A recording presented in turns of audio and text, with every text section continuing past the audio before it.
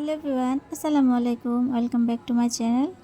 যেহেতু আমরা ঈদে গ্রামে গেলাম আর গ্রামে যাব, আমার মাকে দেখতে যাব না সেটা তো আসলে কখনোই হয় না।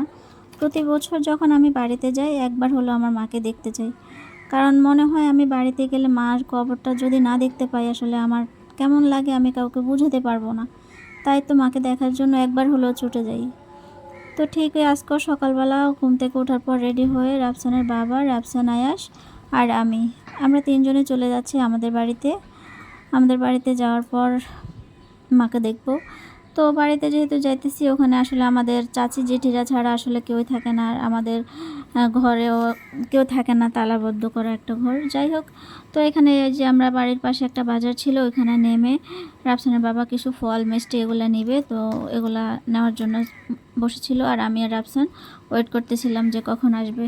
ফাইনালি এই যে দেখতে দেখতে আমরা আমাদের বাড়িতে পৌঁছে গেলাম। রাফসানা সেখানে নামতেছিল আর আমরা আস্তে আস্তে বাড়ির দিকে যাচ্ছি। তো এই যে এখানে এসে আমার চাচাতো ভাইয়ের বাড়িতে প্রথমে ঢুকলাম। এখানে এসে রাফসানা আসতো খুব মজা, তারা গ্রামে গেলে আসলে এতটা মজা পায় যে কি বলবো।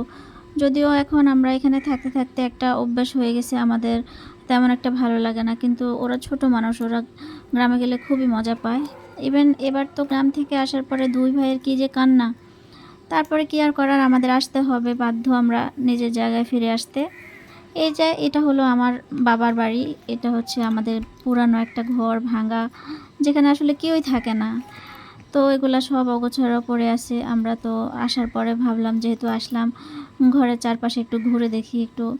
তো এই যে এখানে আসলাম, আসার পরে এই যে রাফসান, আয়াস, আমি চারপাশে একটু ঘুরে ঘুরে দেখতেছিলাম।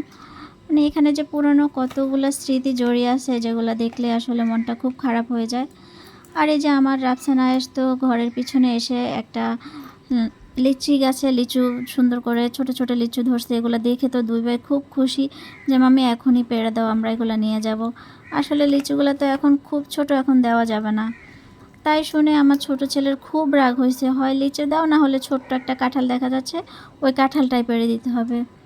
আসলে দুই ভাইকে তো বুঝাতে পারি না যে এগুলো বাবা খাওয়া যাবে না, এগুলো নিয়ে শুধু শুধু নষ্ট হবে। কিন্তু না, দুইজনে নাছোড়বান্দা, তারা নাকি কাঁঠাল নেবে। পরে অনেক বুঝিয়ে সুঝিয়ে দুই ভাইকে নিয়ে আসলাম যে না বাবা এগুলো নেওয়া যাবে না।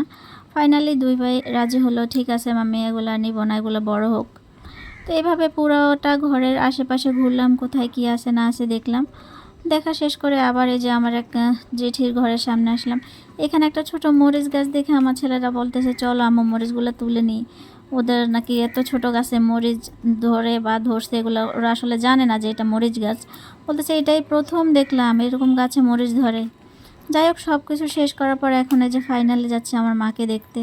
আমার দুই ছেলে আর আমি আর রাফসানের বাবা, আমরা সবাই আমার মাকে দেখতে যাচ্ছি।